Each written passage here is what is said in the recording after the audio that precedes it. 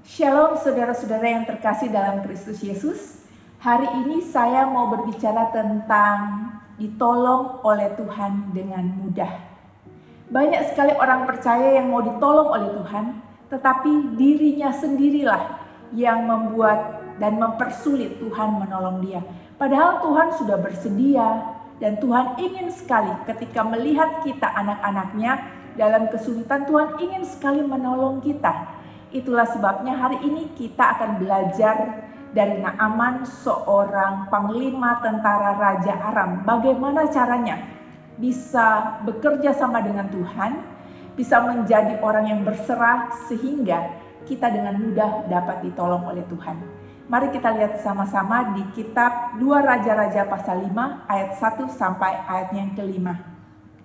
Naaman, panglima Raja Aram, adalah seorang terpandang di hadapan tuannya dan sangat disayangi. Sebab oleh dia Tuhan telah memberikan kemenangan kepada orang Aram. Tetapi orang itu seorang pahlawan tentara sakit kusta. Orang Aram pernah keluar bergerombolan dan membawa tertawan seorang anak perempuan dari negeri Israel. Ia menjadi pelayan pada istri Naaman. Berkatalah gadis itu kepada nyonyanya, "Sekiranya tuanku menghadap nabi yang di Samaria itu, maka tentulah nabi itu akan menyembuhkan dia dari penyakitnya." Lalu pergilah Naaman memberitahukan kepada tuannya. Katanya, Beginilah dikatakan oleh gadis yang dari negeri Israel itu." Maka jawab Raja Aram, "Baik, pergilah, dan aku akan mengirim surat kepada Raja Israel." Ini perikop yang sangat indah tentang Naaman disembuhkan. Naaman adalah seorang panglima tentara Raja Aram, seorang yang sangat terpandang, seorang pahlawan, seorang yang gagah perkasa, seorang yang luar biasa, seorang yang memimpin Aram mengalahkan bangsa Israel. Jadi Naaman ini sekalipun kusta, dia punya prestasi yang luar biasa sehingga Raja Aram sayang dengan dia. Berbeda kalau orang kusta di Israel, mereka akan dikucilkan, dibuang dari masyarakat. Tetapi di Aram, seorang kusta, tetapi kalau dia berprestasi, dia akan tetap ada di sana. Mereka tidak akan membuang dan mengucilkan seorang yang kusta di Aram. Itulah sebabnya Naaman, seorang yang berprestasi, meskipun dia sakit kusta, dia lemah, dia sakit, tapi dia tetap gagah perkasa. Dia pahlawan perang yang luar biasa, yang sangat disayangi dan terpandang di hadapan rajanya. Dan Naaman ini hanya satu kelemahannya, dia sakit kusta. Di antara sederetan prestasinya, dia sakit kusta. Tetapi Tuhan melihat dia, sekalipun dia bukan berasal dari bangsa Israel, Tuhan tetap memilih dia, memakai dia, memberkati dia. Ternyata bangsa lain pun bisa diberkati oleh Tuhan, bukan hanya melulu bangsa Israel. Nah, orang ini dipakai Tuhan untuk menunjukkan kepada Israel bagaimana apa yang menjadi ajaran Tuhan.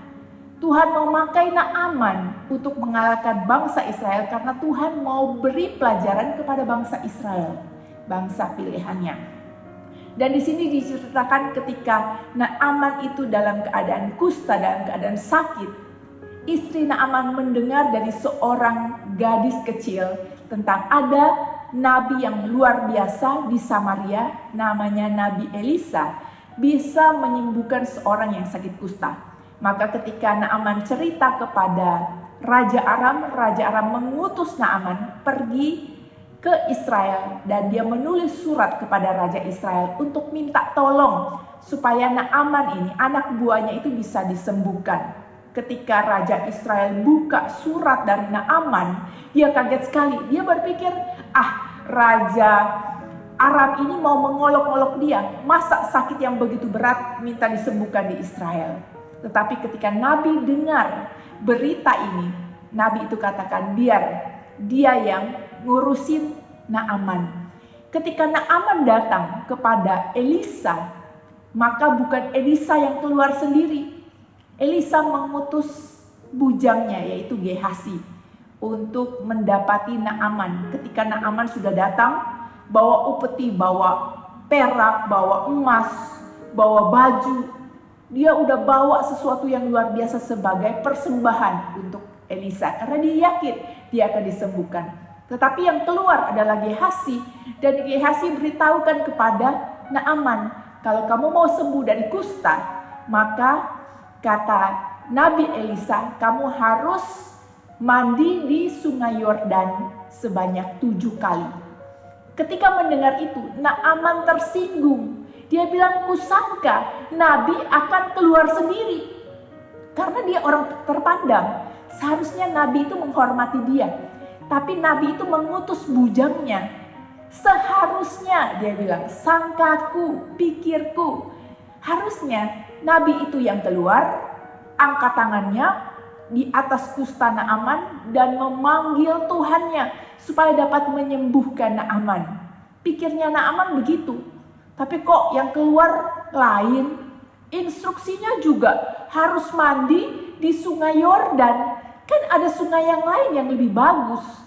Ada sungai Parpar, sungai-sungai Damsyik, ada sungai Abana. Itu airnya kualitasnya lebih bagus. Kenapa harus sungai Yordan yang ada di tempat yang lebih rendah?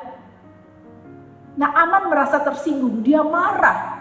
Karena pada saat perkataan Nabi itu diberikan, Tuhan itu mau ajarkan kepada Naaman. Untuk ditolong oleh Tuhan, kamu harus menjadi seorang pribadi yang rendah hati.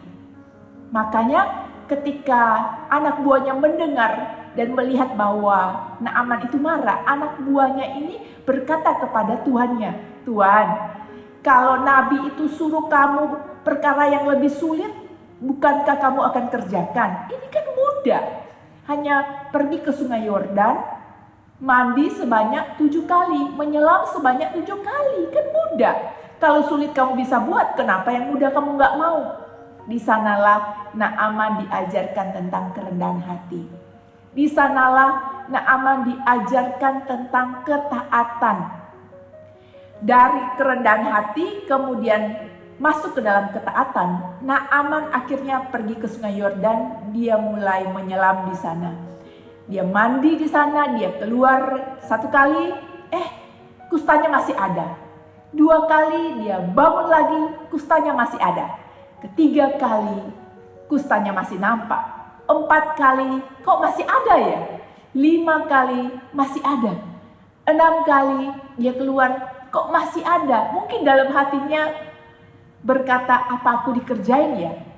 Sangkaku mestinya, mungkin di dalam hatinya, harusnya itu berangsur-angsur pulih dari pertama ke ke-6. Tetapi ketaatan tetap dia lakukan, tetap dia turuti Tuhan. Dia masuk lagi yang ke-7. Ketika dia keluar, wow, kulitnya itu menjadi seperti kulit anak laki-laki yang mulus, yang bagus. Tuhan menolong Naaman oleh karena ada kerendahan hati, ada ketaatan. Sangat mudah sekali. Dan kemudian Naaman kembali kepada Elisa dan mau menyerahkan upeti yang sudah dia siapkan. Tapi Elisa menolak. Tetapi di situ Naaman berkata kepada Elisa bahwa sejak hari itu dia akan menyembah Tuhannya atau Allahnya Israel. Dia mau menyembah Tuhan yang benar. Tentu saja dengan cara yang benar. Kalau kita mau ditolong Tuhan, kita harus menyembah Tuhan yang benar, ditambah dengan cara yang benar. Banyak sekali orang-orang percaya yang berkata kepada saya, Pastor, saya ini mau disembuhkan Tuhan, saya minta didoakan, tapi saya juga pergi ke orang-orang pintar. Mana yang sembuh ya, semua itu bagus. Tidak, Bapak Ibu. Kalau kita mau berdoa, kita mau mintanya sama Tuhan. Firman Tuhan berkata, jangan ada padamu Allah lain di hadapanku. Kita nggak boleh melakukan penyembahan berhala. Kita nggak boleh berzina secara rohani.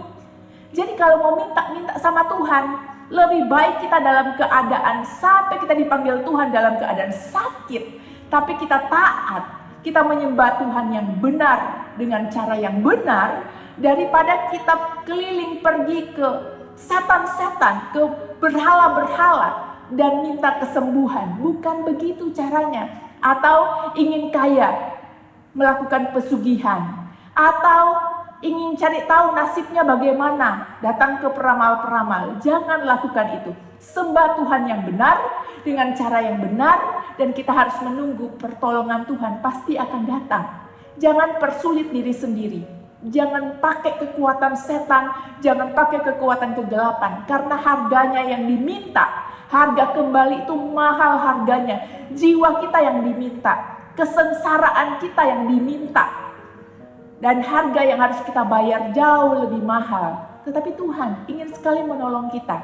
Itulah sebabnya kita harus jadi orang yang rendah hati, orang yang taat, dan orang yang menyembah Tuhan yang benar dengan cara yang benar. Dan Dia pasti akan menolong kita karena Dia sangat mengasihi kita. Amin ya Bapak Ibu ya. Apapun permasalahan Bapak Ibu, saya terbeban untuk mendoakan. Mari kita berdoa. Tuhan Yesus, terima kasih karena mata-Mu selalu mengawasi kami, selalu melihat kami. Engkau selalu sigap apabila kami di dalam kesulitan. Engkau selalu punya hati untuk menolong kami. Saat ini hamba berdoa untuk setiap saudara-saudaraku yang mengalami kesulitan dan masalah dan sakit penyakit. Tuhan, biar Engkau sembuhkan, biar Engkau tolong. Apapun yang dialami oleh saudara-saudaraku yang mereka rasanya ini berat Tuhan. Jagai, tolong, dan Tuhan ulurkan tangan atas setiap anak-anak-Mu yang membutuhkan pertolongan di dalam nama Tuhan Yesus. Tuhan, hamba bersyukur karena Engkau Tuhan yang selalu melihat dan menolong setiap kami. Kami mengimani setiap doa yang kami doakan kepadamu, yang kami persembahkan kepadamu. Terima kasih Tuhan. Di dalam nama Tuhan Yesus, kami selalu beriman, kami selalu percaya kepadamu. Amin. Bapak Ibu, terus lakukan yang baik, terus kejar kebenaran, terus kejar Tuhan. Dan nantikan pertolongan Tuhan. Jangan menjadi lemah, tetap semangat, tetap bergairah di dalam Tuhan. Dan Tuhan Yesus memberkati.